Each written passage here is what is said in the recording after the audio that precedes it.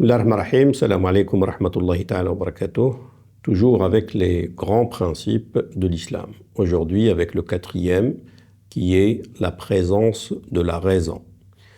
L'aql.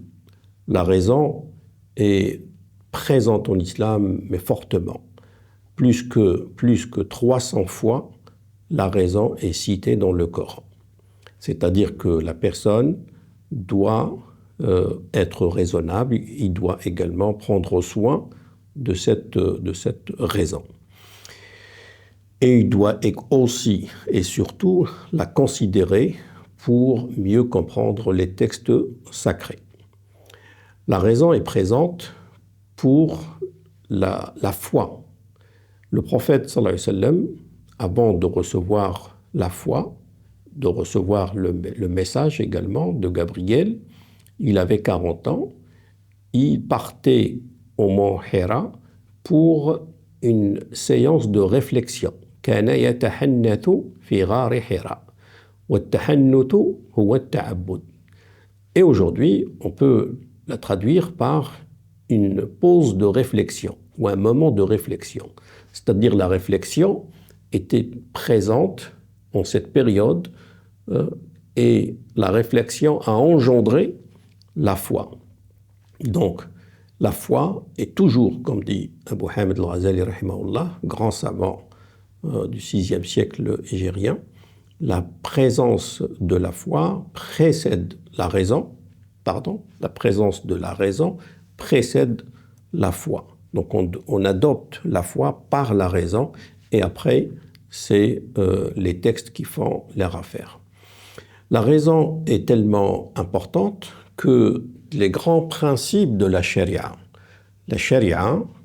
toute la religion islamique est venue pour préserver 6 grandes finalités. La première grande finalité à préserver, c'est la préservation de l'humain.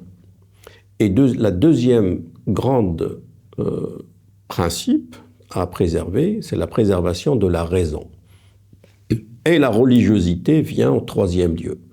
C'est parce que on doit préserver l'humain et cette personne humaine, on doit préserver sa raison pour qu'il puisse adopter et pratiquer la religion. C'est-à-dire que la préservation de la raison est très importante en islam, qu'on doit la préserver. D'ailleurs, la personne chargée, le mukallaf, chargé, parmi les grandes conditions que la personne soit chargée, c'est qu'il soit raisonnable. L'aqil doit être raisonnable pour qu'il soit chargé. Après maintenant, dans les arguments, dans l'islam, dans les fondements du droit musulman par exemple, les arguments, on a des arguments qui sont de l'ordre textuel, le Coran et la Sunna et le consensus. Et on a des arguments qui dépendent de la raison. Al-adilla al-naqliya ou al-adilla al-aqliya. L'aqliya, c'est les arguments qui dépendent de la raison. Et on a par exemple l'analogie, al-qiyas. L'analogie, c'est pur raisonnement. Donc la raison est un grand principe de l'islam qu'on doit préserver, c'est-à-dire qu'on doit travailler. Comme on travaille les muscles, par exemple, comme on travaille tout ce qu'on peut travailler, on doit également travailler la foi, on travaille l'hygiène et on doit également travailler la raison. C'est pour ça qu'il faut la préserver en islam. Barakallahu fikum, je vous remercie infiniment. Salam alaikum wa rahmatullahi ta'ala wa barakatuh.